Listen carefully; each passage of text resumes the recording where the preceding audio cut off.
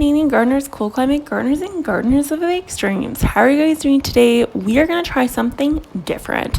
We're going to do a weed with me video. So I'm hoping this is going to give you some motivation to get out into your gardens, to work on that flower bed you haven't touched yet.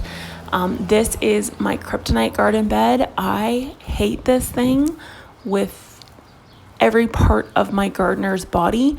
Everyone who's watching this that knows me is literally laughing right now, because if you wanted to torture me, you would tell me to deal with this flower bed.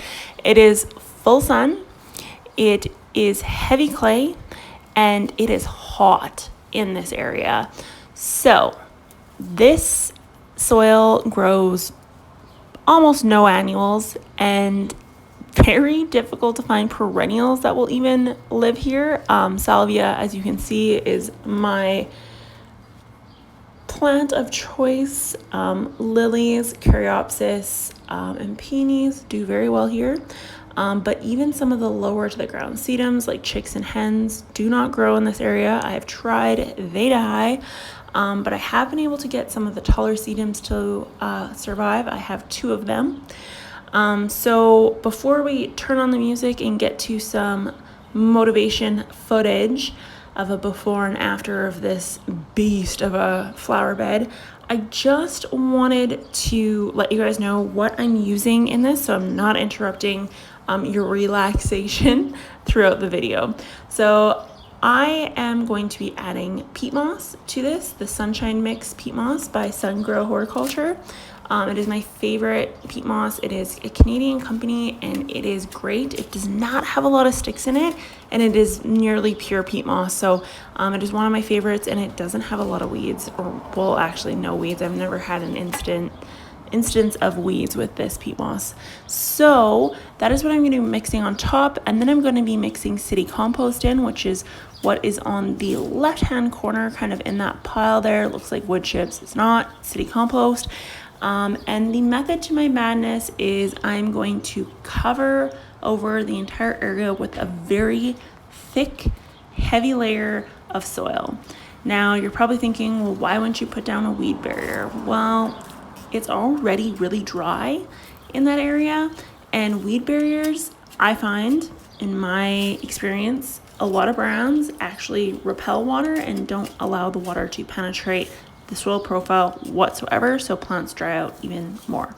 That is my experience, so I'm not going to put down a weed barrier, but I am going to put down a heavy freaking layer of peat moss compost, and then I'm going to put wood chips on top of that. So, and I'm talking a thick, like 4-inch layer on top of this thing.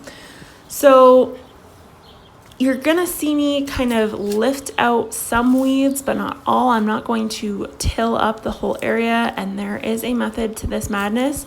I'm going to lift out the taproot plants, such as dandelions, but I am not going to rip up the whole base of the ground. 2 reasons.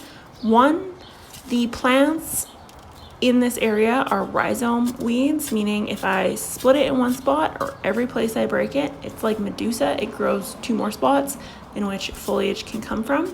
So I'm not gonna do that. Second reason, this is a weed bed. This has got years of weed seeds in it. So I don't want to lift new seeds to the surface where they can be exposed to sunshine and wonderful things that will cause them to re-germinate. So the less tilling I do, the better it is for my garden. So I'm just going to do the areas I absolutely have to, but you're going to notice there are some areas I do not touch, and that is because there is a lot of rhizome weeds in that area. So I think that's all I have for you guys to say. I'm going to watch this through with you. So if I notice something that looks peculiar, or that I think, well, they're not going to understand what exactly I'm doing here, I'll interject. But other than that, thanks for watching. Be sure to like this video. Leave me a comment down below if it actually gave you motivation, or if you even like watching things like this. I know I like watching the cleaning versions of this, so I thought, why not make a garden version of it? But if you're not into it, that's cool too. Just trying out different things. And I will talk to you guys later. Have a happy weekend gardening.